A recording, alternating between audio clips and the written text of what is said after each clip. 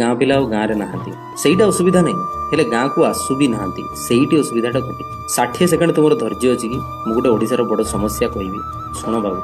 ଯଦି ତୁମେ ଛୋଟ କି ବଡ଼ ଚାକିରିଟା କଲ ବୋଲି ଗାଁକୁ କାଁ ଭାଁ ଆସିବ ବା ଆସିବ ନାହିଁ, ତାହେଲେ ଶେଷରେ ତୁମେ ଦୋଷୀ ହିଁ ମରିବ। କେମିତି? ଏଇ ଗାଁରେ ତୁମେ ବଡ଼ ହେଲ, ଏଇ ଗାଁର ମାଟି ପାଣି ପବନରେ ତୁମ ଶରୀର ଆଉ ମସ୍ତିଷ୍କ ବଢ଼ିଲା ନା କ'ଣ? ବିଗ୍ ବଜାରରୁ ସପିଂ କରି ତୁମ ବାପା ତୁମକୁ ଆଣିଥିଲେ? ତେବେ ସେଇ ଶରୀର ଓ ମସ୍ତିଷ୍କ ଏବେ ତମ ଗାଁ ପାଇଁ ଲାଗିବ ନାହିଁ କ'ଣ ପାଇଁ? ତୁମେ ସେଇ ଗାଁରେ କେତେ ମଳତ୍ୟାଗ କରିଛ, କେତେ ପରିବେଶ ବ୍ୟବହାର କରିଛ, ନଷ୍ଟ ବି କରିଛ ପରିବେଶ, ତାର ଋଣ ସୁଝିବ କିଏ? ତେଣୁ ବାବୁ, ଗାଁର କମିଟିରେ ସାମିଲ ହୁଅ, ଗାଁ ପୂଜାରେ ଟିକେ ପଇସା ଦିଅ ଓ ଯୋଗ ଦିଅ।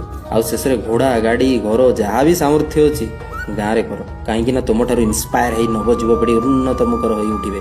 ନହେଲେ ସେମାନେ ସେଇ ଲୁଙ୍ଗି ପିନ୍ଧି ଆମ୍ବ ତୋଟାରେ ତାସ ଖେଳିବେ ଆଉ ସନ୍ଧ୍ୟାରେ ଚିଲମଟା କାଟିବେ। ଆଉ ସେସବୁ ପାଇଁ ବି ପ୍ରବାସୀ ଦାୟୀ। କାହିଁକି ନା ଆମେ ତ କେବେ ତାଙ୍କୁ ବୁଝିବାକୁ ଚେଷ୍ଟା ବି କରିନେ ନା। ତେବେ ଖରାପ ହେଲେ କାହିଁକି କହିବା ତାଙ୍କୁ? ସେମାନେ ଆମ ନିଜ ଭାଇ ଭଉଣୀ ଭଳି। କେବେ ତମେ ବି ଗାଁରେ ନଙ୍ଗଳା ବୁଲୁଥିଲ କାଳିଆ ଭୂତ ହେଇ? ଏବେ ସେଇ ଗାଁର ବର୍ଷିକିଆ କୁଣିଆ ତୁମେ ତୁମ ଗାଁର ଫରେନ୍ ଟୁରିଷ୍ଟ ହେବେ ନା? ଓଡ଼ିଶା ବଦଳିବ ଚିନ୍ତାଧାରା, ବଦଳିବ ଓଡ଼ିଶା। ଧନ୍ୟବାଦ। ଜୟ ଜଗନ୍ନାଥ, ବନ୍ଦେ ଉତ୍କଳ ଜନନୀ।